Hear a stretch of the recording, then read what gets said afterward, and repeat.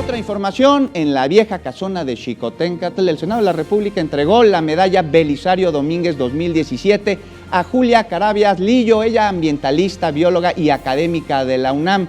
Frente al presidente Enrique Peña Nieto, el titular de la mesa directiva del Senado, Ernesto Cordero, el jefe de gobierno, el doctor Miguel Ángel Mancera, y el presidente de la Suprema Corte de Justicia, Luis María Aguilar, Carabias agradeció el reconocimiento y aseguró que existen alternativas a la crisis ambiental actual, pero advirtió que las políticas públicas no pueden seguir fragmentadas sectorialmente, por lo que es necesario transitar a una nueva generación de instituciones que respondan a los retos ambientales del siglo XXI.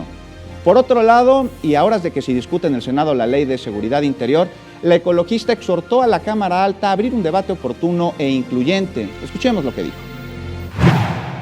Considero que es de gran importancia abrir un debate profundo e incluyente que permita encontrar una salida que reconozca la labor realizada por las Fuerzas Armadas, intente reconstruir la seguridad y revertir el espiral de la violencia y al mismo tiempo impulse alternativas en la Procuración Civil de Justicia para fortalecer la democracia, la seguridad pública, el Estado de Derecho y el respeto a los derechos humanos, todo ello en consonancia con nuestra Constitución.